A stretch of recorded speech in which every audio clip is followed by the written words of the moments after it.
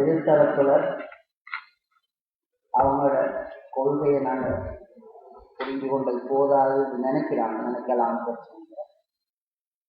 அல்ஹம்துலில்லாஹ் வருடக்கணக்கில் புஸ்தகத்தை கையில் எடுத்து அவ்வளோ கொள்கைகளையும் சரியாக இருந்தால் ஏற்றுக்கொள்ளணும்.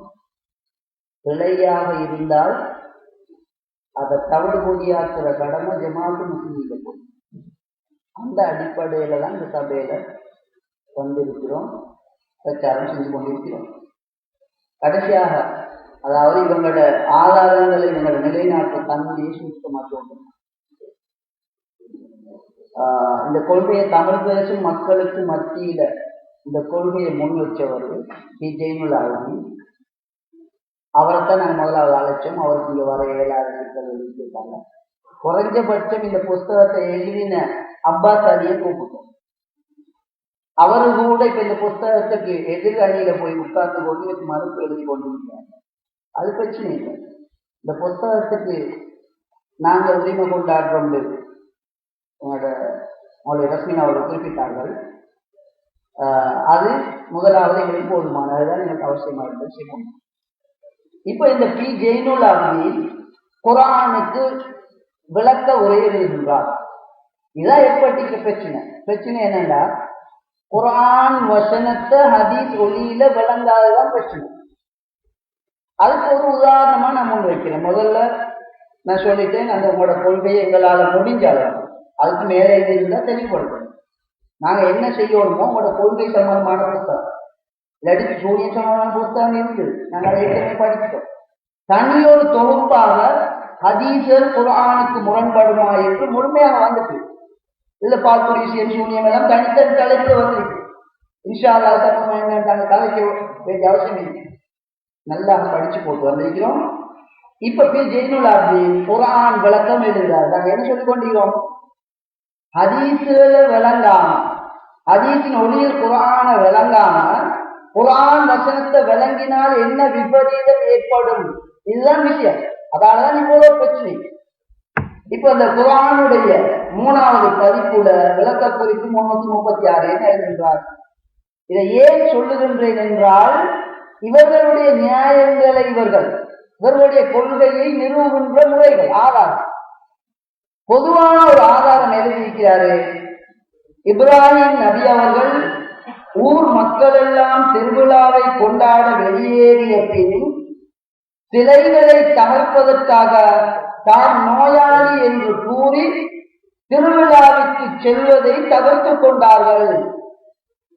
திருக்குர்ஆன் வசனம், திருக்குர்ஆன் வசனம் நம்பர் போட்டுகிறார்.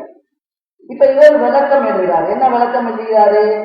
இது இவங்களோட ஆதாரங்களை நிறுவுகின்ற ஒரு பொதுவான முறைமை. அந்த முறைமை என்னவென்றால், அவருடைய வார்த்தை நன்றாக கேட்டுக் கொள்ளுங்கள்.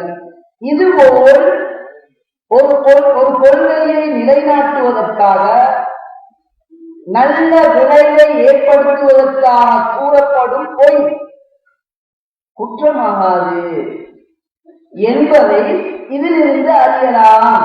யார் எழுதினது? இது ஹதீஸர் குர்ஆனுக்கு முரண்படும் என்ற குர்ஆன கொள்கையை தமிழ் பேசும் உலகிலே அறிமுகப்படுத்திய பி. ஜெயினுல் ஆலமீன் எழுதியது.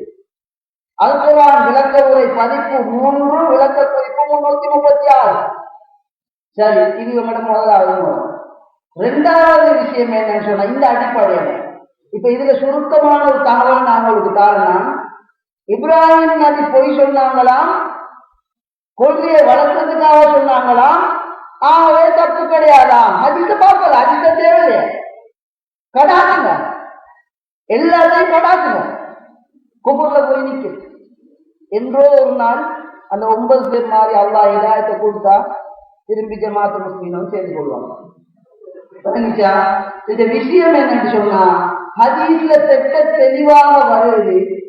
மறுமை நாள்ல ஒவ்வொரு நபிமாரும் அல்லாஹ்ட்ட பேசி சிபாரிசு செய்ய இந்த மக்கள் அலைஞ்சு கொண்டிருக்கிறாங்க. இப்ராஹிம் நபி அந்த சிபாரிசுக்கு செல்லாததுக்கு காரணம் இரட்டை அர்த்தம் தரக்கூடிய 3 அர்த்தங்களை நான் கூறியிருக்கின்றேன். எனவே அந்த தகுதி அதற்கு பொருத்தமானவன் நான் இல்லை என்று ஒதுக்கி விடுகிறார். செஞ்சது தப்புண்டு அவங்களே ஒதுக்குறாங்க. இது செய்யலாம் மார்க்கத்தில் ஆதாரம் எடுக்கப்படுது. அல்லாதான் நெல்வழி கொடுக்கும். இப்ப அடுத்த விஷயம் என்னன்னா, குர்ஆன் வசனம் உண்டு. எங்களோட அடிப்படை ஒப்பந்தம் நாங்க போட்டிக்கிறோம், சும்மா வரல. இந்த விவாதத்தை விட நீண்ட நேரம் நாங்க டைம் எடுத்து ஒப்பந்தம் போட்டிக்கிறோம். ஹதீஸ்கள் குர்ஆனுக்கு முரண்படுமா? இந்த தலைப்புல குர்ஆன் ஹதீஸ் ஆதாரம் வச்சு நிறுவனம். உங்களோட சொந்த அறிவெல்லாம் கொண்டு வந்து கொடுப்பேன்னு சொன்னா அது யாரும் கொட்டே முடியும். குர்ஆனை முன்வைங்க, ஹதீஸ முன்வைங்க. அதுக்கு மேல நீங்க உசூல் ஹதீஸ் இருக்குன்னு சொன்னீங்க, உசூல் ஹதீஸ முன்வைங்க. அப்ப நாங்க தெளிவுபடுத்துவோம். அந்த அடிப்படையில நாங்க தோத்திக்கிறோம். அப்ப இதுல குர்ஆன் வசனம் ஓதி காட்டினார். குர்ஆன் வசனம் என்ன? இதைத்தான் நபி அலைஹிஸ்ஸலாத்து வஸலாம் அவங்க சொன்னாங்க, யக்ரவுல் குர்ஆன். முதலாவது நான் தெளிவுபடுத்தினேன். என்ன விஷயம்? அதாவது இவர்கள் அதாவது கொள்கையை உருவாக்கியவர், ஈமான் இல்லாத அந்த ஹவாரிஜ் என்ற குழுவினர் கொள்கையை உருவாக்கினார்கள். இவர்களை பற்றி நபி அலைஹிஸ்ஸலாத்து வஸலாம் அவர்கள் சொல்லும் போது சொன்னார்கள், யக்ரவுல் குர்ஆன், குர்ஆனை ஓதுவார்கள். அண்ணாவும் இது அவர்களுக்குரிய ஆதாரம் என்று நினைப்பார்கள். அலையும் அது அவங்களுக்கு எதிராகவே இருக்கு. இந்த அடிப்படையில மதிப்புக்குரிய மௌலவி அவர்கள் ஒரு குர்ஆன் வசனத்தை வச்சார். 4வது அத்தியாயத்தில் 88வது வசனம். நல்லா கவனிச்சு கொள்ளுங்க. அதாவது அவங்களுடைய மொழிபெயர். அவர்கள் இந்த குர்ஆனை சிந்திக்க மாட்டார்களா? எதை? குர்ஆன். இது அல்லாஹ் அல்லாதவரிடமிருந்து வந்திருந்தால், குர்ஆன் அல்லாஹ் அல்லாதவரிடம் வந்திருந்தால் இதில் ஏராளமான முரண்பாடுகளை காண்பீர்கள். அப்ப தெளிவாக அல்லாஹ் என்ன சொல்றான்? குர்ஆன் அல்லாஹ் அல்லாதவரிடமிருந்து வந்திருந்தால் குர்ஆனில் முரண்பாடு இருக்கு. எதுல? ஹதீஸ்ல இருக்கு. நேரடியான மொழிபெயர்ப்பு உங்களுடைய புத்தகத்தில் உள்ள மொழிபெயர்ப்பு. இதில் குர்ஆனை குறிக்கப்படுகின்றது. அதுக்கு விளக்கம் எழுதுறாங்க. சரி, குர்ஆனுடைய அடிப்படை முரண்படக்கூடாது விளக்கம் எழுதுறாங்க. அப்ப இதைத்தான் நபி அலைஹிஸ்ஸலாத்து வஸலாம் சொன்னாங்க. குர்ஆன் வசனத்தை ஓதுவாங்க, அதுக்கு என்ன பொருள் கொடுப்பாங்க, அவங்களுக்கு ஆதாரம் நினைச்சு பொருள் கொடுப்பாங்க.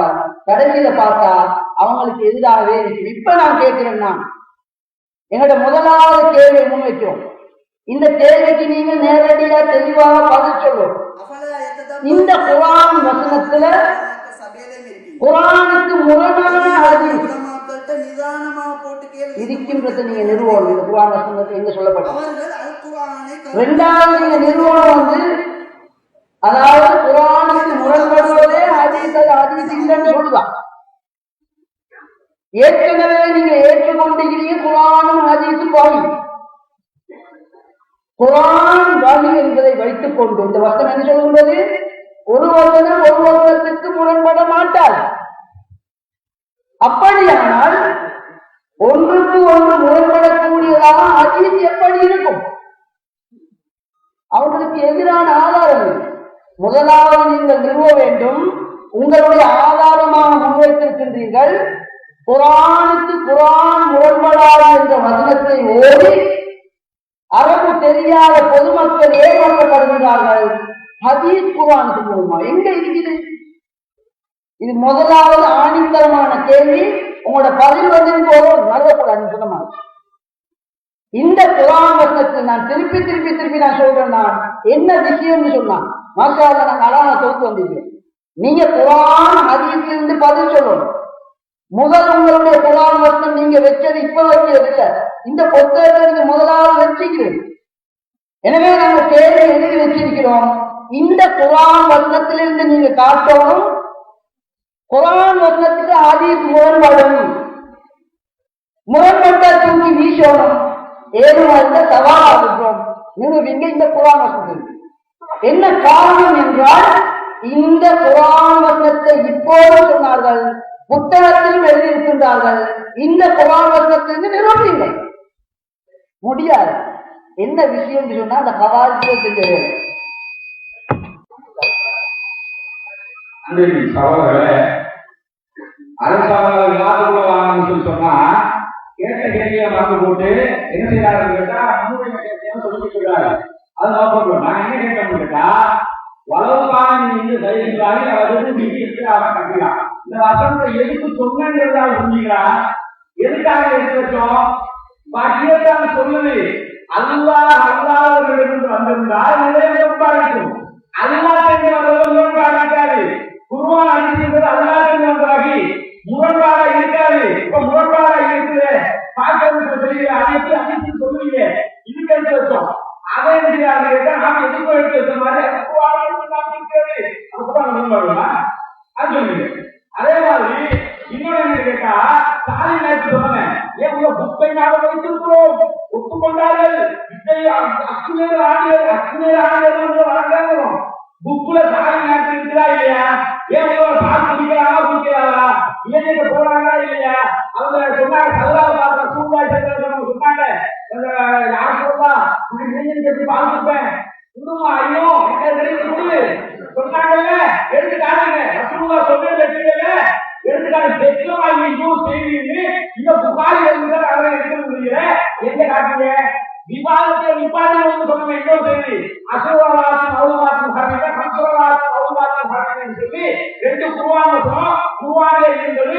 ரசூலுல்லாஹ் மரணிக்கிற வரைக்கும் குர்ஆனிலே ஓதிக்கொண்டார் என்றோ ஆயிஷா சொன்னாங்க. அந்த புத்தகம் இல்லையா?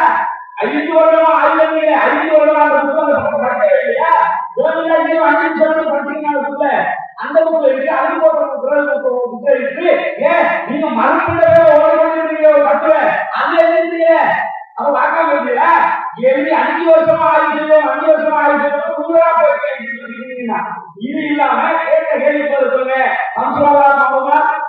இடிச்சு பதிலணும். அதே மாதிரி சாமிகளை விஷயத்தை பதில் சொல்லணும். அதே மாதிரி அறிவிப்பாளர்கள் நல்லவர் என்றால் அல்லாஹ்வுக்கு நல்லவர்களாக கேட்டோம். முறையில இந்த குர்ஆன் வசனத்தை மட்டும் முடிச்சல அதுக்கு சேர்த்து சொல்லுங்க. அடுத்து வாங்கிடுவாங்க.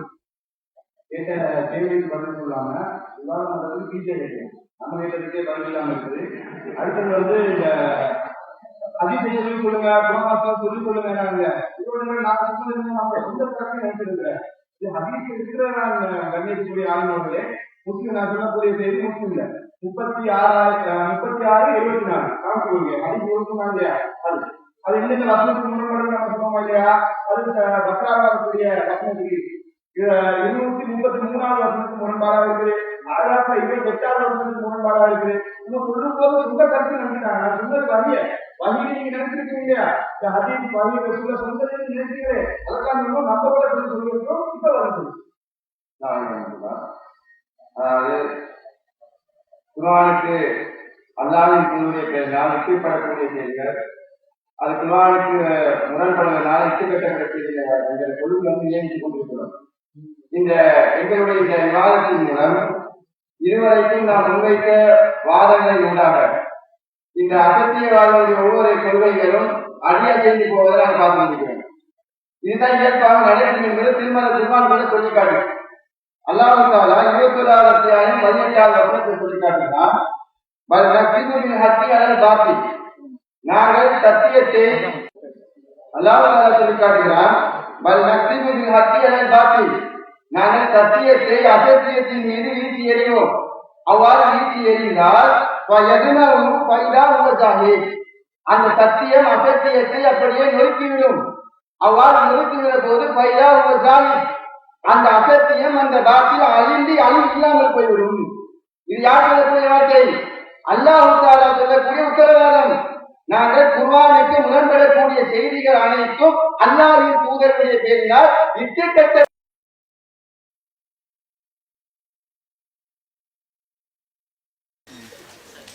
அல்லாஹ் தஆலா சொல்லி காட்டுகிறான். பல் நக்திபு பில் ஹக்கி அலல் பாத்தில், நாங்கள் சத்தியத்தை அசத்தியத்தின் மீது வீசி எறிவோம். அவ்வாறு வீசி எறிந்தால் அந்த சத்தியம் அசத்தியத்தை அப்படியே நொறுக்கிவிடும். அவ்வாறு நொறுக்குகிற போது அந்த அசத்தியம் அந்த பாத்தில் அழிந்து இல்லாமல் போய்விடும். இது யார் சொல்லக்கூடிய வார்த்தை? அல்லாஹு தாலா சொல்லக்கூடிய உத்தரவாதம். நாங்கள் குர்ஆனுக்கு முரண்படக்கூடிய செய்திகள் அனைத்தும் அல்லாஹ்வின் தூதரினுடைய பேரினால் இட்டு கட்டப்பட்ட அவதூறுகள் என்று சொல்கிறோம். அந்த அவதூறு செய்திகள் எல்லாம் இந்த சத்திய கருத்துக்களுக்கு முன்னால் இந்த சபையிலே ஒவ்வொன்றாக அடி அசைந்து வருகிறது, அழிந்து கொண்டு வருகிறது. இந்த விவாதம் முடிகிற போது இன்ஷா அல்லாஹ் இந்த அனைத்து அசத்திய கருத்துக்களும் அழிக்கப்பட்டே தீரும். இதை சொல்லிவிட்டு என்னுடைய வாதத்திற்கு வருகிறேன். நாம் என்ன பார்த்து கொண்டு வருகிறோம்? அல்லாஹ்வின் தூதருடைய பேரினால் இட்டு கட்டப்பட்ட செய்திகள் எப்படியெல்லாம் திருமறை குர்ஆனுக்கு முரணாக இருக்கிறது. அப்படி முரணாக இருந்தாலே அது இட்டுக்கட்டப்பட்ட செய்திதான் என்பதை நிறுவிக்கொண்டு வருகிறோம். அந்த தொடரிலே நாம் வைக்கக்கூடிய ஒரு செய்திதான் நபிகள் நாயகத்துடைய பெயரினால் இட்டுக்கட்டப்பட்ட செய்தியை பாருங்க. அல்லாஹ் தஆலா மலக்குல் மௌத் அவர்களை மூசா அலைஹிஸ்ஸலாம் அவர்களிடம் அனுப்பினானாம். எதற்காக அனுப்புகிறான்? ஹதீஸிலே அந்த செய்தியிலே வருகிறது, லியக்பில ரூஹஹு, மூசா அலைஹிஸ்ஸலாம் அவர்களுடைய உயிரை கைப்பற்றுவதற்காக மலக்குல் மௌத்தை அல்லாஹ் தஆலா அனுப்பி வைக்கிறான். இப்ப அனுப்பியது யாரு? அல்லாஹ் அனுப்புகிறான். யாரை அனுப்புகிறான்? உயிரை கைப்பற்றக்கூடிய மலக்குல் மௌத்தை அனுப்புகிறான். யாரிடம் அனுப்புகிறான்? மிக உயர்ந்த ஒரு இறை தூதரான மூசா நபியிடம் அனுப்புகிறான். அனுப்பின போது அந்த மலக்குல் மௌத் வாராரு, மூசா நபியை சந்திக்கிறாரு. சந்தித்து என்ன சொல்றாரு? அஜிப் ரப்பக், மூசாவே உங்களுடைய இறைவன் உங்களை அழைக்கிறான், தன்புறத்தை எடுத்துக்கொள்ள விரும்புகிறான், பதிலளியுங்கள் என்று சொல்லுகிறார். உசுரை எடுக்க போன அதற்கு பதிலளியுங்கள் என்று ஒரு வாதத்தை ஒரு கோரி ஒரு செய்தியை சொல்றாரு. அப்படி சொன்னவுடன் இப்ப மூசா நபிக்கு என்ன ஏற்படுவது? கடுமையான கோபம் ஏற்படுகிறது. கடுமையாக கோபம் ஏற்பட்டு பலார் என்று ஒரு ஓங்கி ஒரு அறை யாட கண்ணத்துல, உயிரை கைப்பற்ற வந்த மலக்குல் மௌத்துடைய கண்ணத்துல ஓங்கி ஒரு அறை விடுகிறார்.